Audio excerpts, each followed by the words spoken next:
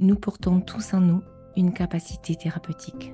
Et dans ce podcast, nous chercherons à éveiller cette aptitude latente qui réside en chacun de nous. Dans ce podcast, j'aurai le plaisir d'accueillir à la fois des thérapeutes expérimentés et des individus ayant surmonté des épreuves, désormais guéris, qui partageront leur expérience. Aujourd'hui, je suis extrêmement honorée de partager un moment autour d'une tasse de thé avec un invité hors du commun, Mathis Béaégiel, alias Tortuga, influenceur de voyage et réalisateur de films d'aventure. Alors certes, Mathis n'est pas thérapeute, mais son parcours de vie est impressionnant. Et dernièrement, il a osé partager à sa communauté son challenge, une dépression post-voyage. Il pourra sûrement nous apporter des clés sur sa résilience. Bonjour Mathis, tu Bonjour vas bien? Isabelle. Alors c'est vrai qu'une fois, de temps en temps, une pause s'impose tout simplement et tu as accepté de nous partager ce que tu traversais. Et moi, j'ai été interpellée, voilà, pour tout dire aujourd'hui. Moi, je suis très, très fan de tout, voilà, de Tortuga, de tout ce que tu inspires à travers tes vidéos, tes voyages. Mais dernièrement, tu as lancé un post, voilà, sur ta chaîne YouTube où tu parlais justement de ce que tu voyais, de ce que tu traversais dernièrement, c'est-à-dire une dépression post-voyage. Et moi, j'ai trouvé ça courageux parce que tout le monde n'en parle pas. On parle juste de la beauté, des belles émotions, mais des fois, dans les coulisses, il y a des choses qui se passent et notamment avoir le courage, oser parler de ça. Et c'est pour ça que j'étais envoyé ce message et j'avais envie de voir avec toi si tu étais partant, voilà, pour vivre ce moment. Alors, c'est vrai, tu n'es pas thérapeute, mais comme te le disais, je trouve qu'à travers tes voyages, justement, on se reconnecte en fait à cet espace en nous, à cet espace qui est puissant et qui est capable de merveilles. Et juste en regardant tes vidéos, parfois, j'ai l'impression d'avoir voyagé, bien évidemment, mais aussi d'avoir libéré des choses, des émotions, des envies. Et justement, aujourd'hui, quand tu as lancé ce post, je me suis dit, mais il a le courage de dire ça, de partager ça, de demander, est-ce que d'autres personnes ont vécu cette dépression post-voyage? Et c'est un sujet, on n'en parle pas facilement. Et voilà, donc on va pas parler que de ça, mais on va aussi parler de ça. Mais c'est bien de voir ensemble, voilà, comment tout ça s'est mis en place. Et voilà, donc du coup, je te laisse parler quand même, Mathis. Mais j'avais envie quand même, avant, de présenter la chose et pour pas que les gens ne soient interrogatifs par rapport au fait que tu ne sois pas thérapeute. Voilà, donc du coup, je voulais juste te poser avant une question importante, la question que tout le monde se pose. Pourquoi ce surnom Tortuga s'est révélé à toi à un moment donné? Alors merci pour cette introduction, mais c'est vrai que c'était très important de souligner. Ouais, D'ailleurs, on disait c'est quelque chose que j'ai traversé avant, mais que je traverse encore et régulièrement. oui, Mais alors pourquoi Tortuga? Donc oui, moi effectivement, je suis aventurier aujourd'hui et réalisateur de films d'aventure. Donc effectivement, on donne aussi le terme d'influenceur parce que je suis sur les réseaux, mais vraiment les réseaux sociaux, c'est pour moi une opportunité de pouvoir partager ça, ce que oui, je vis à travers le monde, que ce soit la traversée de l'Islande à pied, la Mongolie à cheval ou une simple randonnée dans les Cévennes avec un âne ou dans les Alpes, oui, euh, qui pour moi ne sont... Donc il y a aussi le côté aventurier, mais qui sont aussi pour moi plus que de battre des records ou de se surpasser, se mettre en danger. C'est beaucoup pour moi des parcours initiatiques aussi, ça on en reviendra. Une sorte de méditation quand je pars randonner et que je pars à l'aventure. Et pourquoi Tortuga? Alors c'est drôle parce que effectivement là j'étais sur une émission où on m'avait posé la question. Et beaucoup qui parlent de Pirates des Caraïbes, l'île Tortuga ou de la Carapace, etc. Effectivement, c'est des très bonnes idées, mais en fait, non, c'était beaucoup plus simple que ça. Pendant mes premiers voyages, moi, c'était en Amérique latine, donc on part espagnol, parce que Tortuga, ça veut dire tortue en espagnol. oui, oui, Et en Bolivie, je traversais le sud Lipès, donc à l'époque, c'était un peu plus touristique, avec donc une guide bolivienne et un chauffeur bolivien, qui étaient un peu nos guides, qui ne parlaient pas très bien anglais ni français. Et moi, j'étais avec un ami à l'époque et deux autres personnes qui ont partagé le même véhicule. Et c'est un énorme désert qu'on traverse, qui est vraiment magnifique, avec des lamas qui sont un peu partout, qui gambadent. Et on s'arrêtait tous les 10 kilomètres pour faire une pause, photo, vidéo, etc. Et moi, je débutais à l'époque. Oui. Et moi, je voulais pas rester que 5 minutes à observer les paysages, je voulais plus de temps. Donc, déjà, le moment de préparer mon matériel, j'étais encore amateur. J'étais le dernier à sortir de la voiture. Je courais après les lamas, je prenais mon temps d'observer, etc. Et j'étais tout le temps le dernier à rentrer. Et donc, à force, pendant une journée, 2 journées, 3 journées à faire ça, bah, pour se moquer un peu de moi, on commençait à me dire, bah, du coup, la tortue, allez, come on, Tortuga, faut que tu te Ah oui, dépêches, allez, tu viens. Et donc, on a commencé à m'appeler Tortuga pendant quasiment une semaine. Et on en rigolait bien. Et je me suis dit, bah, en fait, le surnom va bien, ça colle bien, effectivement. La carapace, la lenteur, la résistance, ça collait bien. Donc, j'ai choisi ce nom-là à d'accord. Et je l'époque. pensais que peut-être petit, mais tu avais eu une tortue. Alors c'est pour ça que je Oui, me suis dit peut-être ça. j'ai eu aussi une tortue d'eau Ah, douce quand voilà. j'étais plus jeune, effectivement. D'accord. Donc il y a un peu tout ça qui a joué, mais Oui. vraiment, ce surnom, on me l'a donné par hasard en Bolivie pendant mes premiers voyages parce que j'étais lent, en fait, tout simplement. Hmm. Et en fait, cette lenteur, effectivement, ça représente un peu tous mes voyages. Il n'y a pas une compétition de. C'est pour ça que je ne suis pas trop adepte du trail, je ne suis pas trop adepte des performances, mais plus le fait de prendre du temps pour soi, pour vraiment couper de son quotidien et des aventures où on va prendre le temps de se reconnecter avec la nature, avec ce qui nous entoure, etc. D'accord. Qu'est-ce qui t'a inspiré à un moment donné à quitter ton travail de bureau pour devenir un jour un aventurier et un voyageur? Alors c'est vrai que c'est pas du tout une vie qui m'était destinée à la base, c'est-à-dire que je suis pas du tout issu d'un milieu, de famille d'aventuriers. Mes parents, ils ont travaillé dans la même entreprise toute leur vie. Oui. J'ai des amis donc je suis issu de région parisienne, donc les amis que je fréquente, ils voyagent pas beaucoup. Quand ils voyagent, c'est des voyages très classiques à l'hôtel, etc.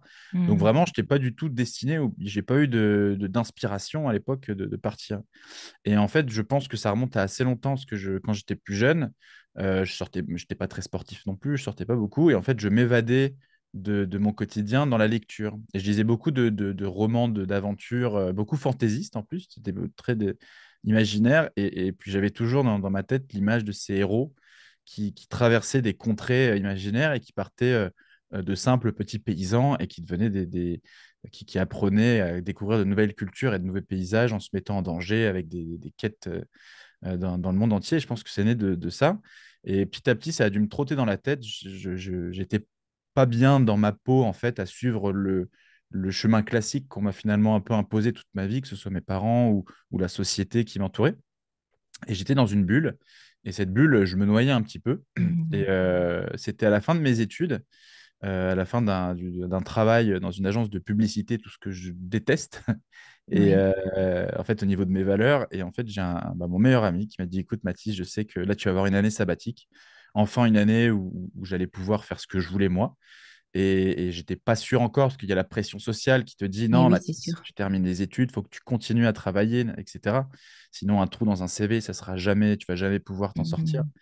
Et il Oui. m'a dit, écoute, moi, je pars étudier au Mexique, viens, on fait un mois en Amérique latine ensemble, et puis après, tu verras. J'étais déjà passionné par la vidéo à l'époque. Et Oui. en fait, quand j'ai atterri en Amérique latine, donc avec beaucoup d'appréhension au début, hein, j'avais très peur, l'Amérique latine, je pensais au cartel, à la drogue, etc., tout ce Et qu'on oui, oui. nous met dans la tête.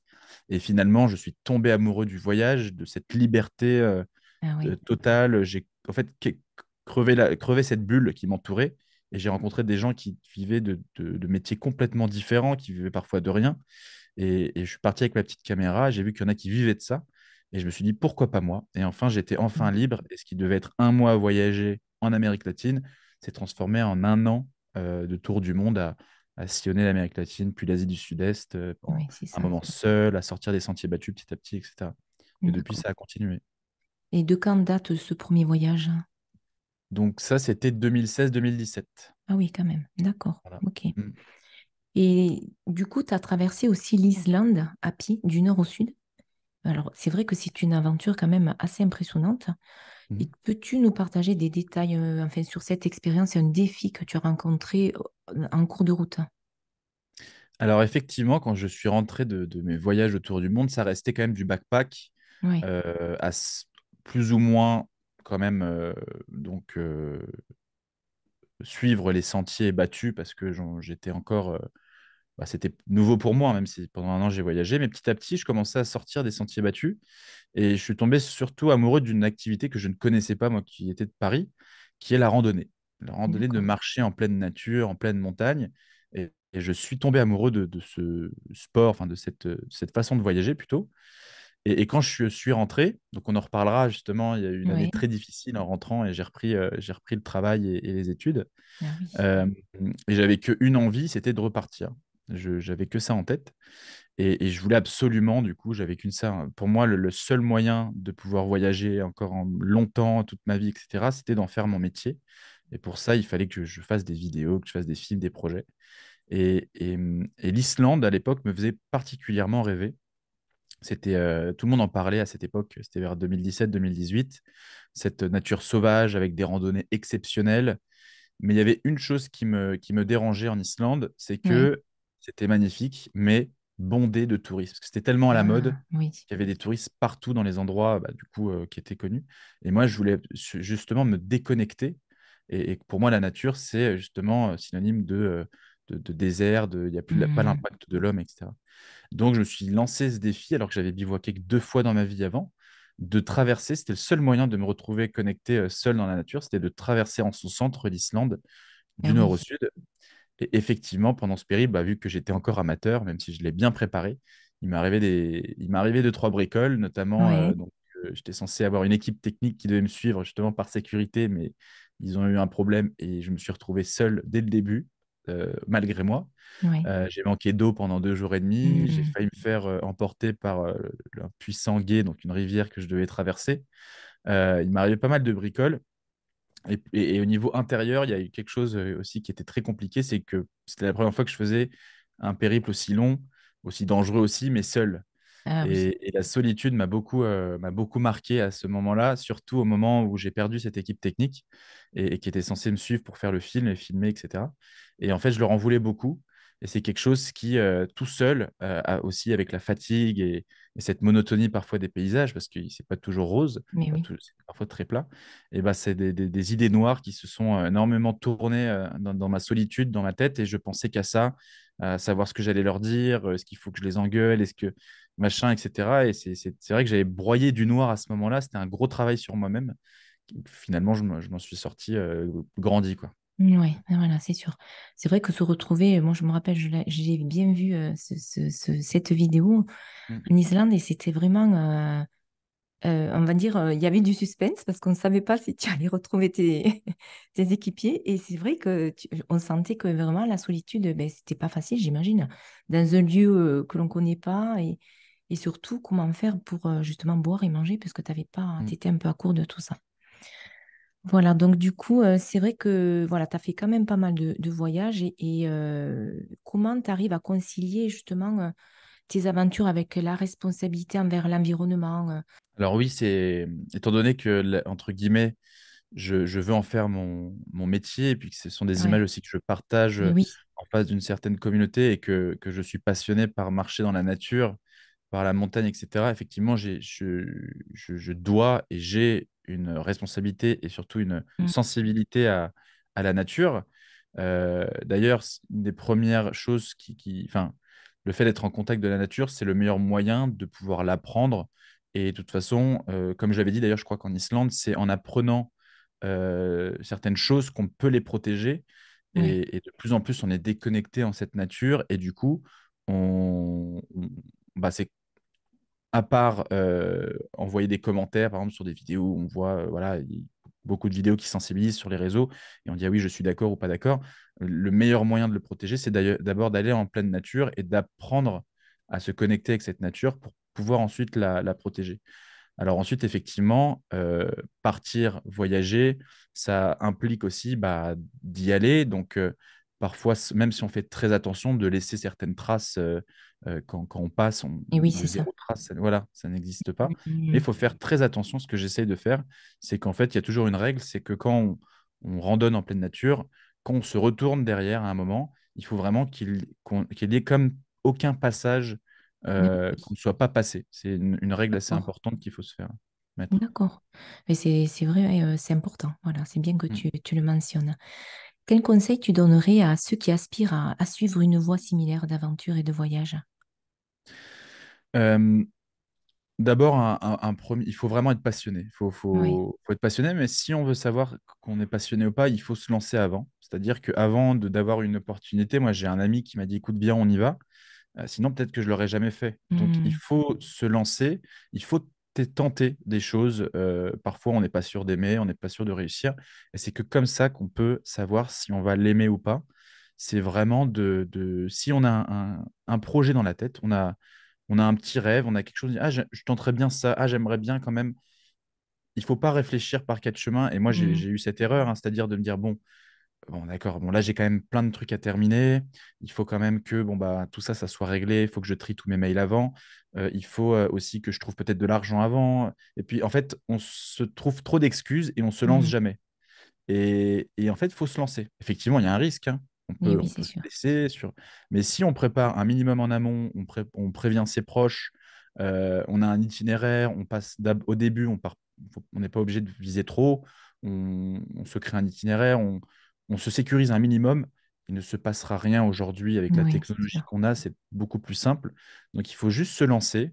Il faut tenter des choses et puis même si ça marche pas, c'est ce que j'aime bien dire, c'est que finalement toute action a ses conséquences. Donc Hmm. il suffit de faire des choses. Au début, on n'a pas l'impression qu'il y a eu un impact, mais même que ce soit intérieur ou ensuite par rapport à ce qu'on veut faire plus tard, tout ce qu'on va faire, il y aura un impact. Donc, il faut juste se lancer et faire des Hmm. choses et c'est que comme ça que ça va marcher. Et continuer, Oui, continuer voilà, à c'est faire ça. et ne pas lâcher. Ouais. Et vraiment le faire si vraiment c'est son cœur qui te le dit, quoi, en fait, hein. Parce C'est que c'est ça, ouais. vrai que, voilà, des fois, on peut faire les choses aussi par mental, tiens, je vais faire ci. Après, c'est sûr que décider avec son cœur, c'est déjà une chose, et mettre avec son mental les démarches en place, Mm. ça permet aussi quand même de bien, voilà, de ne pas y aller à l'aveugle non plus, ça c'est important. Et justement, comment tu gères la logistique et la planification de tes voyages? C'est vrai que par rapport au cœur, Oui, si on a, c'est très important d'écouter ce qu'on veut. C'est le oui, fil conducteur et effectivement, c'est ensuite les préparations, c'est dans la tête. Mais s'il n'y a pas le cœur, si on veut que faire ça parce qu'on a envie de faire quelque chose qui veut que ça va fonctionner sur les réseaux autres, ça voilà, marchera pas parce qu'on va exactement. très vite on va très vite laisser tomber. Oui. Et du coup, tout ce qui est préparation, alors effectivement, par exemple, moi, je me rends compte qu'au niveau de l'Islande, j'ai préparé un an à l'avance quand même ce projet, mais c'était beaucoup de stress hein, avant aussi. C'était beaucoup de stress. C'est des moments qui sont pas très plaisants Hmm. de préparer une aventure. On aime bien être sur le terrain. La Et oui. préparation, c'est pas toujours évident. Mais je me rends compte que j'ai fait beaucoup d'erreurs et on en fera tous, c'est-à-dire qu'on n'est jamais à 100% prêt. Mais le plus important, c'est déjà d'un minimum s'entourer, même si on part seul, Hmm. de rien que d'en fait contacter les autorités locales si c'est une grosse aventure, des proches, des gens qui ont déjà fait l'aventure. On en trouve beaucoup sur Internet qui vont pouvoir vous renseigner, euh, vous donner donc des conseils que vous n'auriez pas pensé. C'est important de s'entourer là-dessus, de communiquer et puis même bah, qu'on sache où vous partez. Et Hmm. ensuite, c'est vraiment, en fait, on peut partir à l'aventure sans itinéraire, se perdre, etc. Mais une chose importante, c'est en fait de plus penser à ce qui peut arriver. Donc moi, j'étais parti avec, par exemple, un petit boîtier qui s'appelle un SpotX et qui vous permettait par satellite, envoyer la position toutes les 30 minutes. On savait où Oh, j'étais. Il y avait un oui, bouton SOS qui appelait les secours en cas de souci. Donc au moins, ça sécurise. oui, Et sûr. après, ce qui est important aussi, c'est l'équipement. Bon, j'avais rencontré une fille quand je préparais l'Islande, qui m'avait dit, bah moi, Mathis, j'ai traversé l'Islande en basket avec un vieux sac à dos, donc tout est possible, parce qu'elle Ah oui, commençait à être, voilà, elle commençait à être rodée. en Et quand on effet, n'est pas forcément rodé, l'équipement c'est important. peut justement pallier à un manque d'expérience. Et Hmm. c'est pour ça que bah, généralement, on a l'impression que les pays nordiques, c'est très dangereux, etc. Mais non, le seul danger, c'est le froid, Hmm. finalement. Et en fait, on peut très vite pallier à ce danger avec des bons équipements. Et ça, bah, quand on part dans des pays froids, c'est la règle des trois couches, avoir des vêtements Ah techniques oui, et ne pas lésigner sur le prix, quoi. oui, Donc, oui, c'est voilà. sûr. D'accord. Et est-ce que tu aurais une expérience où tu as dû surmonter justement une difficulté extrême pendant l'une de tes aventures et comment tu as pu gérer la situation? Alors, il y a souvent des moments je dirais pas de peur, mais juste, oui, d'appréhension. Et d'ailleurs, il y a quelque chose, il y a une règle qui est importante et que parfois je ne respecte pas, mais c'est quand on doute pendant une Oui, aventure, on doute d'un chemin qu'on veut prendre, une action à faire, oui, on le fait pas. Faut pas le faire, faut poser sa tente, faut réfléchir.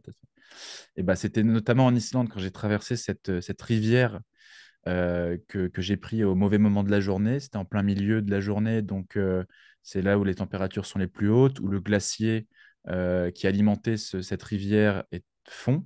Donc le courant était à son maximum, donc tellement fort qu'il y avait des blocs de glace et des rochers qui étaient emportés par le courant. Et en fait, moi qui voulais absolument respecter mon planning, arriver donc à ce refuge parce que j'étais en manque de provisions, avec un peu cette pression, j'ai décidé quand même de traverser ce gué, donc cette rivière. oui, Et j'ai failli me faire emporter à ce moment-là parce que oui. le courant était beaucoup trop fort, l'eau est gelée, on sent plus ses jambes. J'ai fait demi-tour et je me suis repris à deux fois. Et là, j'avais eu très peur. Et c'est la première fois que, enfin, très peur, hein. J'ai eu peur. Hmm. Et c'est la première fois que en fait, je me retrouvais dans une situation comme ça. Et en fait, je me suis rendu compte que pendant une crise comme celle-ci, je gérais par la parole. Donc, je me donnais un peu des ordres. Hmm. Ah, Je me super, disais, oui. Mathis, non, Oui, vas-y, oui. continue, tu vas y arriver, etc. Et c'est comme ça que ça m'a un petit peu psychologiquement permis de franchir ce cap. D'accord. Après, c'est vrai qu'il y a une question que je me posais souvent en regardant tes vidéos. Est-ce que tu voyages seul? Alors, à part certaines vidéos où j'ai vu où tu étais avec des équipiers, mais souvent, on te voit seul. Et on voit quand même que tu filmes de loin. Donc, ça demande quand même pas mal d'organisation, finalement. Quand tu, par exemple, tu filmes quand tu arrives, donc il faut que d'abord tu fasses ce chemin pour mettre la caméra, que tu repartes en arrière. C'est comme ça que tu fais, en fait. C'est juste pour voir un petit peu la logistique et tout ce que tu mets en place, parce que mine de rien, c'est pas juste voyager, c'est aussi toute une organisation derrière, hein, justement. C'est ça, oui, effectivement. Parfois, j'ai des commentaires qui me disent, oh, bah, Mathis, ce que tu as fait, ça a l'air, c'est pas si compliqué que ça, etc. Effectivement, il y a des aventures encore plus Ouais. impressionnantes, mais là, il faut bien prendre en compte qu'il y a cette partie logistique de film qu'il faut aussi Et oui, c'est ça. gérer et ça rajoute une difficulté à l'aventure, ça me Mm. rajoute des kilomètres. Et effectivement, quand je filme, bah, je dois préparer ma caméra, la poser, faire les Voilà. réglages, marcher, revenir, récupérer Et la oui, c'est caméra. ça. Et la petite anecdote, c'est que parfois en Islande, le vent était tellement fort, donc je posais ma GoPro à l'époque, et en fait, en la posant, j'allais marcher, et puis je me retournais, et elle était tombée. Et je me disais, Ah, bah, je ne sais pas quand est-ce qu'elle est tombée, est-ce qu'elle a pris le shot, donc je devais ah oui, refaire le plan, ça voilà. m'énervait. Donc effectivement, c'est quelque chose en plus dans l'aventure. Et oui, exactement.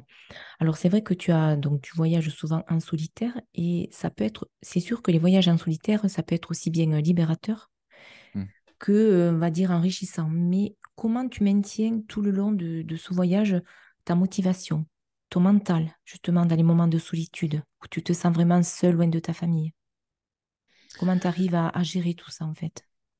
C'est vrai que de base, je ne suis pas quelqu'un de très solitaire. Oui, Pour commencer, j'aimerais dire quand même que la solitude que je ressens, par exemple, chez moi ici, en région parisienne, quand je monte, quand je travaille chez moi, c'est pas du tout la même que la solitude en pleine nature. C'est vraiment ah, deux d'accord. solitudes différentes. Mhm. Et pour moi, les aventures, c'est aussi de faire l'inverse de ce que je fais de ma vie quotidienne, hein. C'est vraiment de rompre le quotidien. Et c'est vrai que bah, moi, dans ma vie quotidienne, je suis souvent sollicité, j'ai des amis, j'ai mes amis, etc. Mhm. Je vois souvent du monde et partir à l'aventure, ça permet de rompre ce moment-là. Donc, C'est ça. c'est une solitude qui est voulue déjà. Donc, c'est pas une D'accord. solitude qui est imposée. Voilà, c'est ça. Et effectivement, sur place, la solitude, après, je sais qu'elle va se terminer à un moment. C'est-à-dire que Mhm. quand je suis parti en Islande ou quand j'ai traversé la Laponie suédoise ou quand j'ai vécu en Norvège chez un musher un peu en solitaire, qui Oui, vit d'ailleurs lui seul tout au long de et l'année, oui, je sais que ça va durer un certain temps, que que ça va m'apporter quelque chose, moi personnellement, mais que en rentrant, je vais retrouver ma famille et mes amis. Donc oui, elle est plus voilà. facilement supportable. Mais c'est vrai que de temps en temps, moi je me rappelle, j'avais fait un voyage, traverser les Alpes centrales de Munich à Venise. Et donc c'était avec un partenaire qui m'avait, eux, choisi du coup des espèces de, quand j'arrivais dans des villes, des hôtels, mais qui étaient plus familiaux. Là, j'ai plus ressenti la solitude parce que c'était une aventure qui est plus à faire. J'empruntais des randonnées, des itinéraires et des hébergements qui étaient plus faits pour des familles. Ah, Et donc, je me d'accord. Et retrouvais oui, souvent à dormir, je rencontrais oui. beaucoup moins de gens. Et c'est vrai qu'en fait, je me rends compte de plus en plus qu'on peut partir en solitaire, mais que c'est quand même les rencontres qui font un voyage. Hmm. Et moi, une des aventures que j'ai préférées, c'était à l'île de la Réunion, où je suis parti Ah oui, traverser seul. Mais j'ai rencontré plein de gens sur mon chemin, dans des refuges, etc., qui partageaient la même passion. Et je trouvais ça, j'ai plus apprécié cette aventure parce qu'il y avait moins cette solitude. d'accord, ok. Et c'est vrai que, donc, du coup, c'est vrai que de tant d'aventures, tant de voyages, en fait, ça t'a permis d'évoluer en tant qu'individu. Mhm. Et comment ça a influencé sur ta vie d'aujourd'hui, en fait, tous ces voyages? Comment ça t'a enrichi? Qu'est-ce que ça t'a apporté? Quelles sont ces petites clés que tu pourrais nous transmettre, justement, par rapport à cette richesse grâce à ces aventures? C'est vrai que c'est compliqué Ah oui, c'est difficile parce que oui, c'est des choses sur le moment, ça paraît évident. En fait, mentalement, maintenant, quand je repars finalement dans une aventure, il y a le mental qui a vraiment et oui, qui prend un peu le dessus, qui s'est renforcé, une espèce de carapace qui se forme aussi. On voit plus les soucis de la vie pareil qu'avant, c'est-à-dire que des soucis futiles deviennent plus facilement. Enfin, on prend beaucoup de recul. Je pense qu'il y a une énorme prise de recul sur la vie de tous les jours. Ça, c'est le côté positif, c'est-à-dire oui, que on sait qu'on est capable maintenant de partir en pleine nature, de, de, de couper un peu son quotidien. On a beaucoup plus de liberté là-dedans, mais il y a vraiment une énorme prise de recul sur la vie, oui, voilà. euh, moi, je suis beaucoup moins anxieux qu'avant. Mhm. J'arrive plus à gérer mes émotions aussi. Donc, il y a ce côté méditation.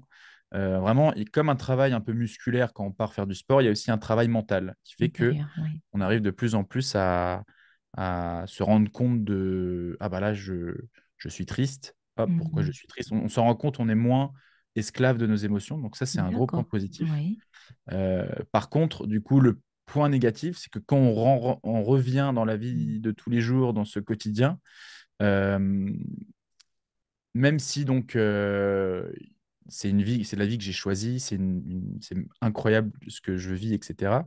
Bah, comme la vidéo avec ce côté de retour de la dépression post-voyage, bah, c'est quelque chose qu'on ressent quand même toujours et qui parfois est de plus en plus compliqué parce qu'on s'habitue à des choses quand même qui sont assez fortes et oui, c'est ça, et à oui. vivre Mhm. et de revenir dans ce quotidien un petit peu plat où justement c'est des problèmes assez futiles et des problèmes du quotidien. On retrouve nos amis qui se plaignent parfois de choses Et qui, oui, moi aussi, je me plaignais de ces choses-là à l'époque et qui maintenant me paraissent futiles. On a l'impression d'être de plus en plus déconnecté avec la vie entre guillemets normale. Ça, c'est un petit peu le point négatif. Et c'est pour ça que c'est quand même toujours bien de rentrer et de subir ce côté un peu retour, dépression, voilà, post-voyage, oui. pour revenir un peu sur Terre et pas avoir du mal à atterrir, quoi. Et oui, c'est sûr. Alors, c'est vrai que les aventures, elles peuvent créer des souvenirs incroyables, mais comme tu Mm, disais, le retour à la réalité, beaucoup de personnes, d'ailleurs, voilà, toi tu en parles, mais tu oses en parler, mais beaucoup de personnes sûrement vivent la même chose, la même situation. Donc, de retour de voyage, on peut se sentir déprimé. euh, Comment aujourd'hui tu as pris conscience que c'était une dépression ou juste, ben, ça aurait pu être juste ben, voilà, le décalage entre ce que tu as vécu et ce que tu vis au quotidien. Donc il y a quand même un sas on va dire de décompression, on va dire, entre les deux, de transition. Mais tu as pris conscience quand même que c'était plutôt une dépression. Pourquoi? Parce que ça durait dans le temps ou c'était plutôt plus profond que ça? mm. Alors oui, c'est vrai que on utilise le mot dépression, mais c'est peut-être plus un état dépressif plutôt qu'une Oui. dépression que certains.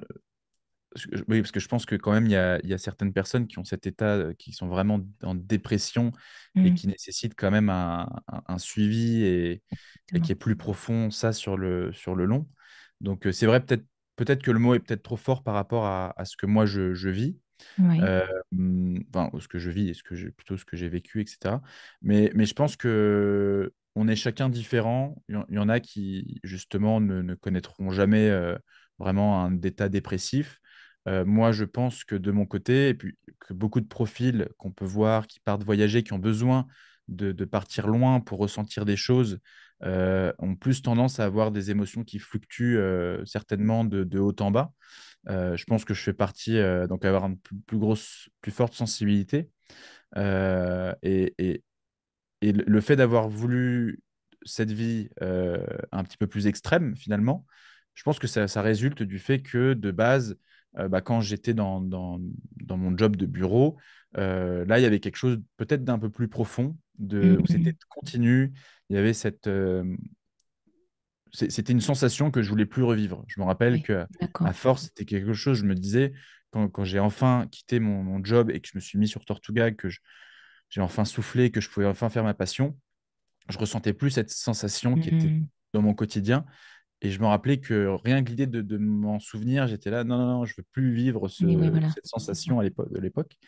Donc ça, c'était à ce moment-là. Et je pense que le retour des voyages, il y a cette petite sensation qui revient de temps en temps, mais qui est beaucoup moins forte qu'avant. Mais il y a toujours cet état où, effectivement, quand on fait des montagnes russes, quand on redescend les pieds sur terre, Mhm. il y a Et toujours oui, cette redescente. d'accord, ok. Donc, du coup, c'est vrai que ça se manifeste peut-être comme une sensation de vide, une sensation de tristesse, une sensation Mm. de perte de motivation, ou comment ça se passe pour toi?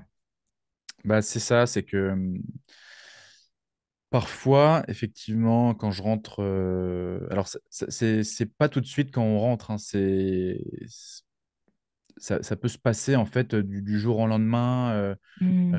Il n'y a pas vraiment une étape où on a posé les pieds en France, on revient et justement on est très content quand on revient de retrouver sa famille, ses amis.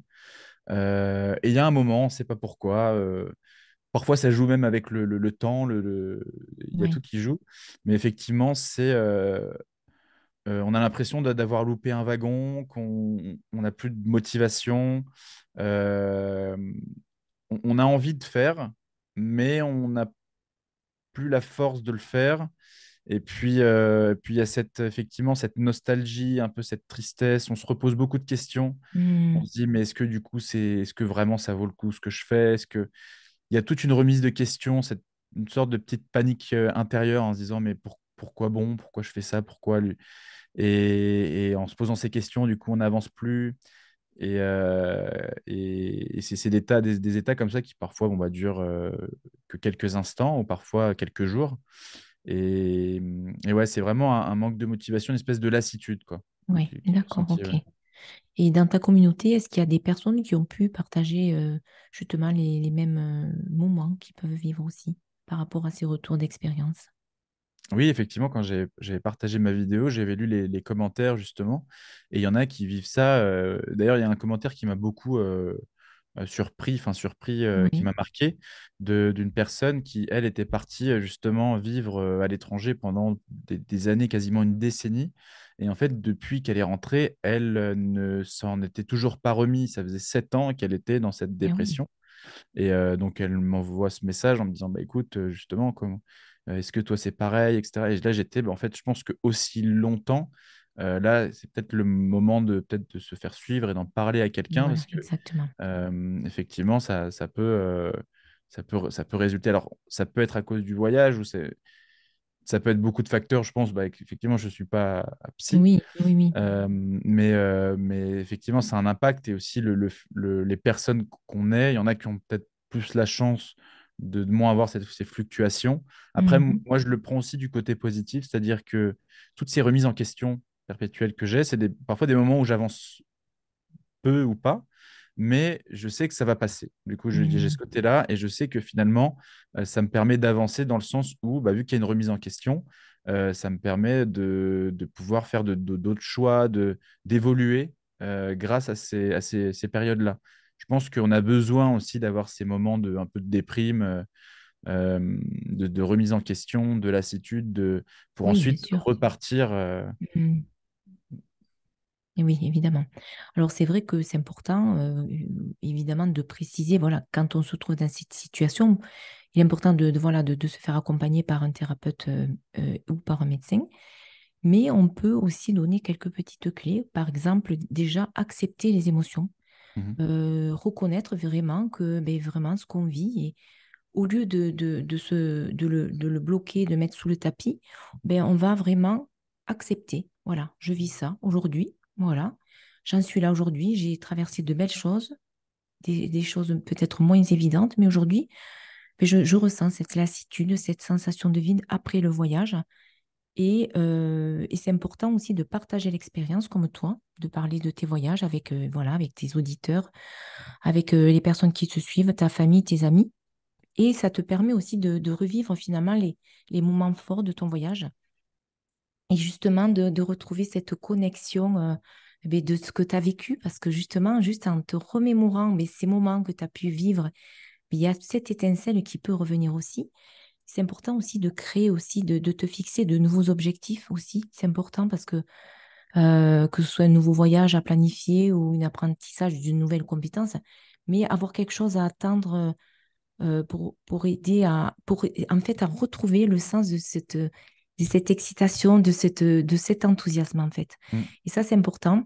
Et après, évidemment, il faut aussi retrouver cette reconnexion, on va dire, avec la routine du quotidien, parce que ben, c'est justement dans cette vie eh ben, que l'on s'est choisi, que l'on s'est construit au quotidien, où l'on est chez soi, où on se repose, où on réfléchit, on est en introspection, où on crée, où on se régénère, on se répare. Mais c'est important de reprendre vraiment ben, cette routine, hein, parce que la routine ben, fait partie aussi quand même du quotidien de l'être humain. Voilà, notamment ben, manger, dormir, se reposer, écrire, prendre soin de soi, s'ouvrir vers les autres, mais surtout de pratiquer aussi cette gratitude ben, pour lesquelles, ben, pour lesquels on est reconnaissant. D'avoir vécu ces beaux voyages, déjà, c'est un beau cadeau que tu t'es fait et que tu as pu aussi offrir à toutes ces personnes qui te suivent parce que tout le monde n'a pas la chance de vivre et de voyager. Ces Mhm. voyages, de vivre ces voyages et de voyager dans le monde. Et juste en étant en gratitude pour ces merveilles que tu as pu vivre, mais aussi que tu peux transmettre au quotidien, c'est aussi peut-être ben, pour toi une source de satisfaction et de se dire que finalement, quand tu disais tout à l'heure, je sais pas, des fois je me posais la question, est-ce que je vais continuer, à quoi ça sert et tout ça? Justement, si tu as fait tout ça, c'est parce que justement, ça t'a aidé à avancer, à grandir, à comprendre, à te connaître aussi, parce que finalement, les voyages, c'est aussi un voyage à l'extérieur, mais c'est aussi un voyage intérieur que l'on vit à travers les beaux paysages et les panoramas magnifiques et les rencontres enrichissantes. Et je trouve que ces voyages, c'est aussi un voyage en nous-mêmes, dans ce corps, dans cet être que nous sommes. Et c'est apprendre à se mieux se connaître, à se reconnaître. Voilà, aujourd'hui, je suis triste, mais je sais que ça va pas ça va passer parce que je vais me lancer vers d'autres projets. Et si je me lance pas vers d'autres projets, mais je vais aussi quand même, l'être humain, il a mouvement, donc il va jamais rester, à part si c'est vraiment pathologique, là où on doit se faire suivre évidemment, mais c'est aussi apprendre de ces voyages, de réfléchir sur les leçons ben, que j'ai pu extraire de ces aventures et comment je peux appliquer ces enseignements dans ma vie quotidienne. Par exemple, lors des rencontres avec ces voyageurs, ça t'a apporté de la joie. Est-ce que ces personnes étaient juste, c'était un partage d'émotions ou un partage dans les paroles, mais aussi peut-être de les voir, de les observer comme ils vivent. Peut-être souvent, ils vivent avec pas grand-chose aussi dans certains pays et ils sont heureux. Ils ont un sourire banane tout le temps et pourtant, ils n'ont pas grand-chose. Et c'est vrai que c'est beau aussi de voir ces voyages qui sont uniques. Chaque voyage est unique, mais c'est aussi naturel que la routine ben, aussi ben, reprenne son cours à un moment donné, parce que justement, on va se dire, ben, tiens, c'est le moment aussi de repartir et de refaire, justement, de repréparer un nouveau voyage. Est-ce que tu as déjà en tête de nouveaux voyages dans l'avenir? Mhm. C'est très vrai ce que tu viens de dire. Oui, Effectivement, c'est toujours un travail perpétuel et heureusement qu'il y a ces questionnements parce que ça va faire en sorte d'évoluer, de faire évoluer un peu ce qu'on a envie. oui, Et justement, bah, pour parler des prochains voyages, je pense que là, je suis arrivé justement à ce moment Ouais, où donc je suis parti traverser l'Islande à pied. J'ai commencé à faire de plus en plus des aventures un peu dans les extrêmes c'est sportifs ça. et Mm. mentaux où vraiment on en ressort avec euh, bah, ça peut être parfois même des séquelles psychologiques, pas des séquelles parce que le mot est très fort, mais où vraiment on est Mm. chamboulé. Comme Oui, avec ma dernière aventure avec deux autres aventuriers, le traversée du lac de Dinari en Finlande, oui, c'est où ça. j'étais avec deux autres aventuriers qui étaient des ultra trailers, donc qui sont très dans la Mm. performance, donc je voulais vraiment tenter avec eux. Ils avaient vraiment ils abordaient le voyage très différemment. Et là où c'était vraiment il y avait ce côté survie et on n'avait pas le temps, il fallait vraiment, on était dans la performance. Et là, je me suis rendu compte, je me suis dit, j'ai est-ce que c'est vraiment ça que je veux? La performance dans les pays arctiques, etc. Et pendant sur mon chemin, j'avais croisé un autre gars qui me suivait aussi d'ailleurs sur les réseaux, et qui faisait la même aventure, mais en solitaire. Deux personnes d'ailleurs en même temps. Un qui passait par les routes et qui allait dormir chez les gens, et l'autre qui était sur le lac gelé, mais qui partait de l'autre sens. Et, hum, et en fait, je me suis rendu compte pendant cette aventure que les moments que je préférais, c'était quand j'étais au contact de la population et que Ah, j'allais leur voilà. parler. Et Mm. ça m'a un peu remis en question en temps. Je me suis dit, je me retrouve plus dans ces aventures. Ce D'accord. côté où de plus en plus je me rapproche dans les aventures à la Malicorne. Et j'ai besoin de continuer dans cette lenteur et dans ce contact Mm. avec les gens. Et donc peut-être de revoir mes aventures. D'accord. Et en rentrant, je me suis beaucoup questionné. Et effectivement, donc là, bon, pour l'instant, j'ai un peu relâché le pied parce qu'il y a beaucoup, Oui. j'ai pris du retard sur les films. Il y a la Mongolie que je dois encore Mm. monter. Donc là, je viens de terminer la Finlande qui vient d'être postée, hein, Ouais. qui s'appelle Ah, Inari sur YouTube et oui, oui, celui-là, oui. Il est voilà, magnifique. qui Mm. fonctionne plutôt bien, où j'étais parti Magnifique. avec les autres aventuriers. Oui. Et là, je vais partir un mois sur Bordeaux pour faire du montage pour la Somme en kayak. Ah oui. Donc voilà, là, ça fait Oui. beaucoup d'enchaînements de montage. Il y a peut-être aussi, c'est ça, ce côté où on revient et là, on est derrière des écrans. Ça fait partie Oui, aussi c'est du ça. job. Oui, oui. Et où il y a toutes ces remises, c'est toutes ces choses. On a l'impression d'être plus avancé, Mm. on voit que, enfin, on a l'impression de manquer des moments. Ça me titille déjà de repartir, etc. Et là, de plus en plus, j'ai envie de revenir en fait à mes premiers voyages. Donc, j'y Mm. repense un peu, Super. Ouais. c'est-à-dire repartir à mes road trips donc comme j'avais fait en Amérique latine en 2016-2017, en Asie du Sud-Est. Et donc de repartir en Amérique latine, de repartir avec mon sac à dos, Ouais. et notamment la Colombie. La Ah Colombie oui. m'attire beaucoup. D'accord. Parce qu'il y a des contrées encore, il y a encore beaucoup d'amalgames là-bas, il y a des très jolis randos, il y a aussi ce côté culturel qui manque. Et je trouve qu'aujourd'hui, donc je me suis beaucoup recentré sur les paysages français, européens, l'Europe avec la Finlande, enfin les Laponie, etc. Pour un contexte, bon, il y a eu le Covid, aussi le côté pour éviter de moins prendre l'avion loin pour aussi un côté écologique.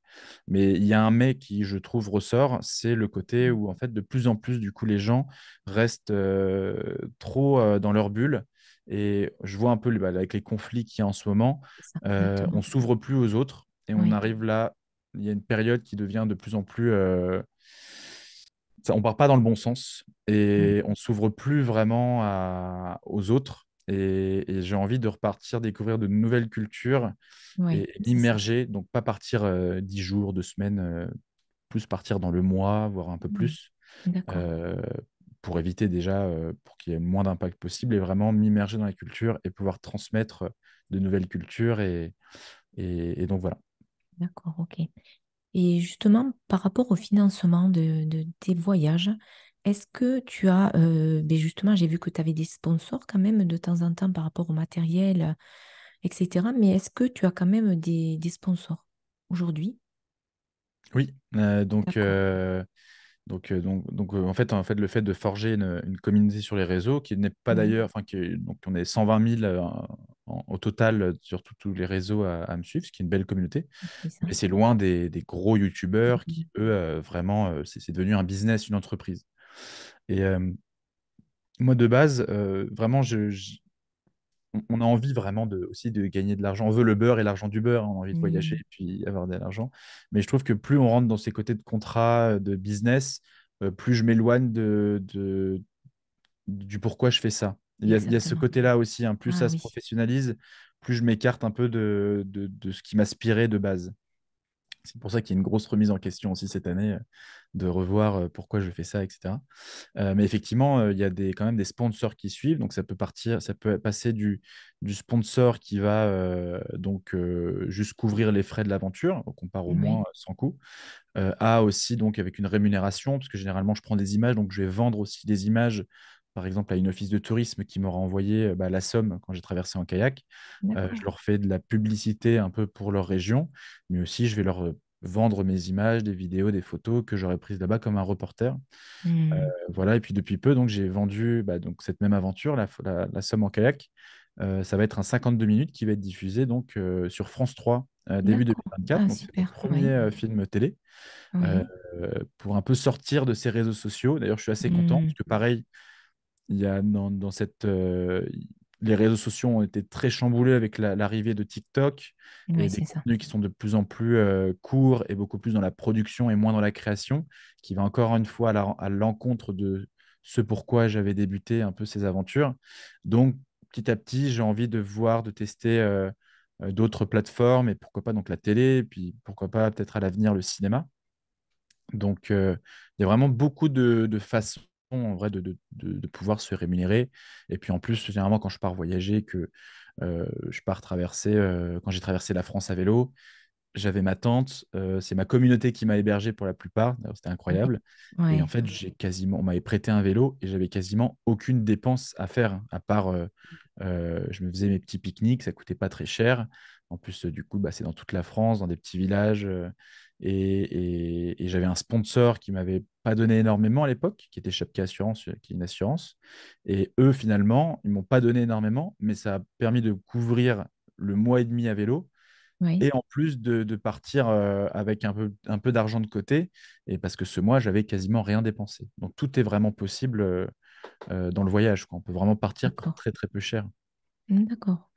Et aujourd'hui, est-ce que tu aurais enfin, je sais pas, des petites, des conseils, pépites à nous partager, issus vraiment de ton expérience d'explorateur, de chef d'entreprise, entre guillemets, oui, parce que tu es quand même un chef d'entreprise de ta propre entreprise, Tortuga.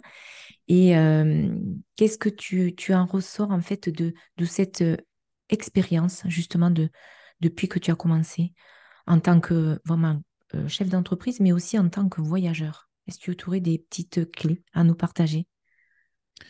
Euh, des petites clés, alors ça dépend vraiment de... Est-ce qu'il y a vraiment une grosse clé au niveau de la vie ou est-ce que c'est Oui, plus des petites... alors sur la vie et sur pour l'entrepreneur, par exemple, Hmm. qui lui aussi a envie de créer ce genre d'entreprise.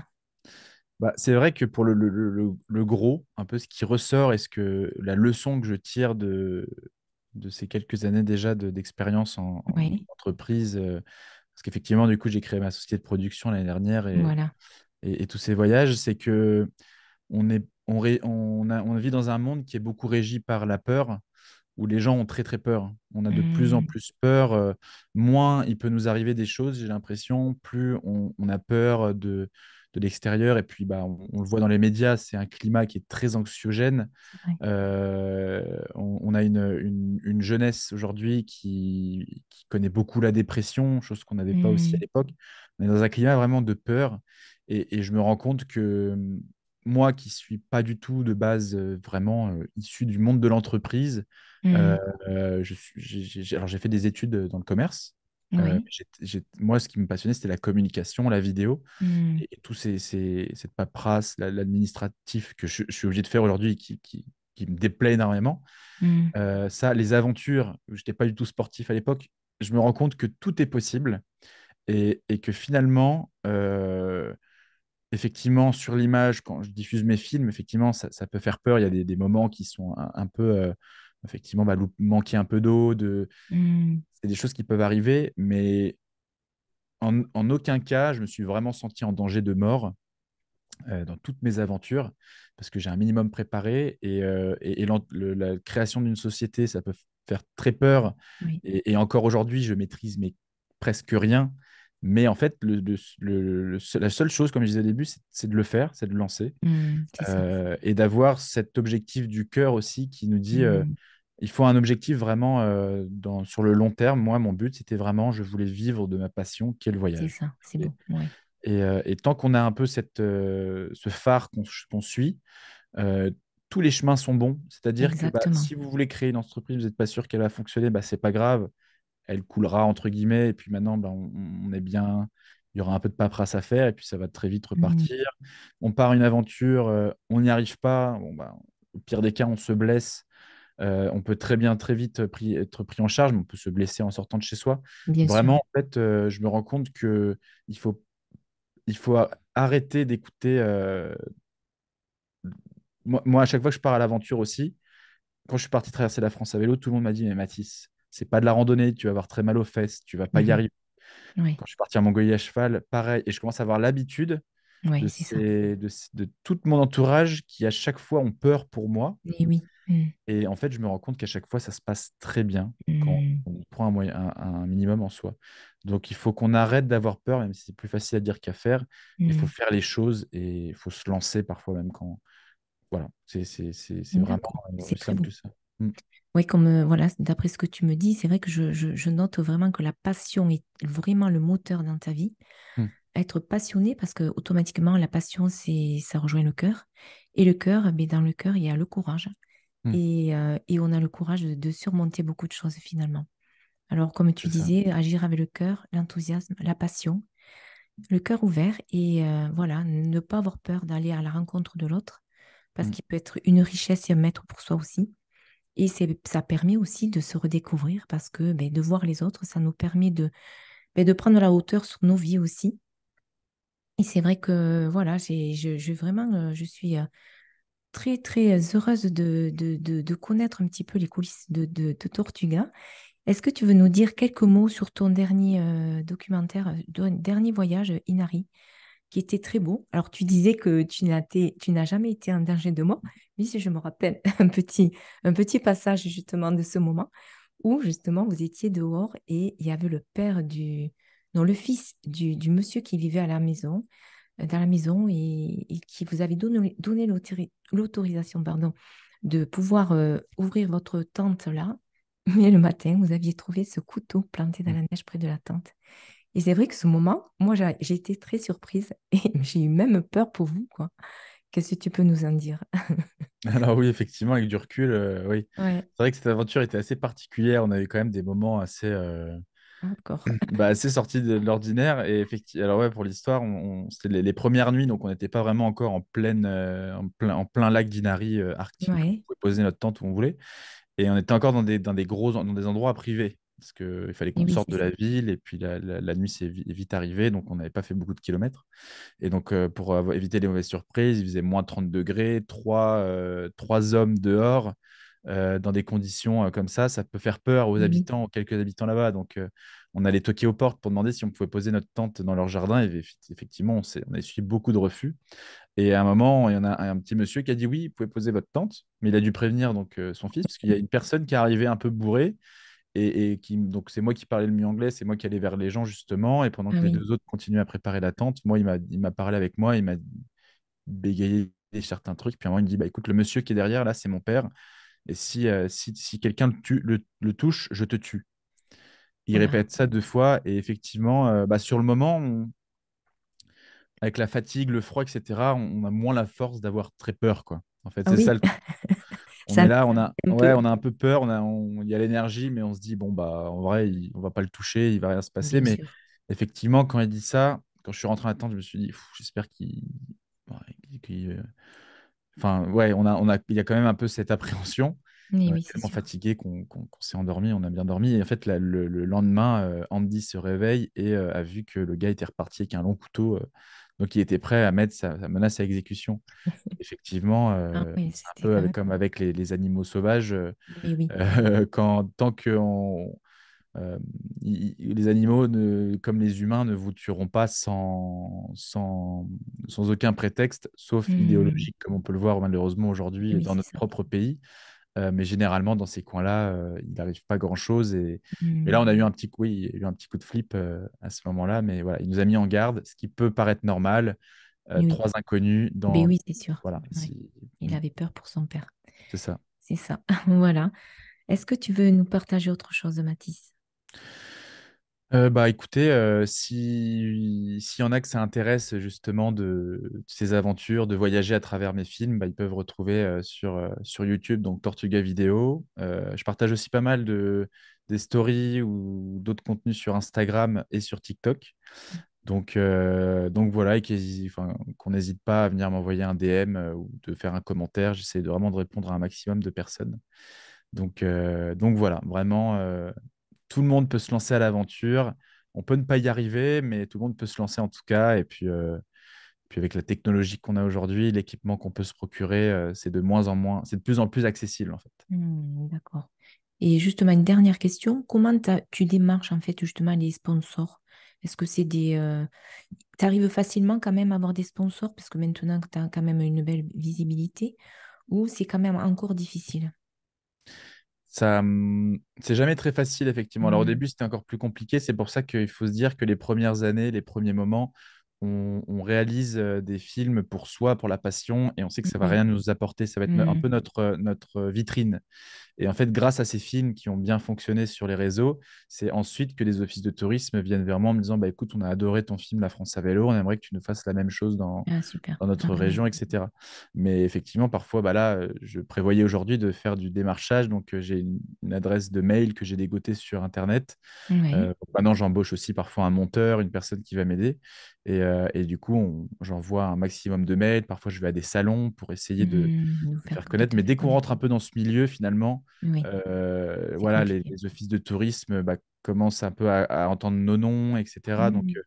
il y a ça aussi, mais ça reste toujours un peu c'est un métier qui n'est pas forcément évident pour se faire beaucoup d'argent, j'ai envie de dire.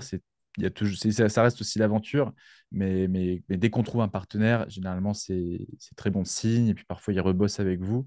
Donc, Oui, c'est comme à l'aventure, c'est comme tout. Dès qu'on va créer un contenu, dès qu'on va faire quelque chose, dès qu'on va aller envoyer un mail, ça ouvre des portes, parfois qui restent fermées. Mais en fait, finalement, ça ouvre toujours des portes. Et puis, à un moment, avec le bouche à oreille, c'est ça. Ah on oui. vient vers vous. Voilà, il faut juste beaucoup démarcher. Il faut réussir à se vendre. Il y a aussi ce travail-là. Et puis, montrer de quoi vous êtes capable, donc en partageant bah, soit des blogs pour ceux qui aiment écrire, soit un livre, soit des films. Et puis, si bah, vous êtes bon et que vous êtes passionné, tout de suite, il y a forcément des gens qui vous contactent parce qu'ils aiment ce que vous faites. Et puis, Hmm. après, vous pouvez bosser D'accord. avec. Ouais. Voilà, d'accord. Voilà. Est-ce que tu as déjà pensé à écrire un livre justement sur tous ces voyages ou ça te titille pas? Si, moi, c'était un de mes rêves Ah d'enfant oui, d'être écrivain. ouais, Et on m'avait déjà contacté, une maison d'édition il y a quelques années hein, qui m'avait déjà contacté, mais je trouvais que ce n'était pas le moment, que j'étais pas voilà. prêt à partager quelque Mhm. chose. Et je pense justement que là, avec bah, cette année d'un peu de réflexion et de prise de recul, où j'ai envie un peu de revoir Tortuga, peut-être que ce serait je trouve peut-être le bon moment. Il faut que je Voilà. trouve la bonne maison d'édition. Pareil, il ne faut pas Et que je oui, parte avec n'importe qui. Et oui. pour écrire ce livre. Ouais. Voilà, pourquoi pas. C'est vrai que Mm. c'est voilà, de partager un petit peu même des anecdotes, tout ce que tu n'as pas pu peut-être présenter au niveau de tes films, mais le partager avec des petits détails à travers tes livres sous forme d'histoire ou pourquoi pas juste un récit de partage. En tout cas, ça serait très précieux pour tout le monde, je pense, parce que c'est toujours riche d'apprendre de Mhm. tous ces voyages. Voilà, mais du coup, ce podcast va prendre fin, ce moment précieux s'achève, mais l'impact demeure. Mathis, alias Tortuga, nous a partagé son univers et nous a invités à savourer chaque goutte de sagesse comme le plus précieux d'été. Voilà, et c'est vrai que c'est dans ces moments que la magie opère. En tout cas, merci infiniment, Mathis, d'avoir partagé tous ces précieux instants et de ton univers, de tes voyages. Et merci à vous, chers auditeurs, d'avoir été à nos côtés pour cette tasse d'inspiration. Que cette expérience continue de nourrir votre esprit et votre cœur. Voilà, je te remercie, Mathis. Merci Merci infiniment. Isabelle. Voilà, Merci à toi. Merci à toutes et tous ceux qui nous écoutent. voilà, merci beaucoup en tout cas. Et je vous dis à très bientôt dans le podcast Téléthérapeute et prenez soin de vous. À très vite.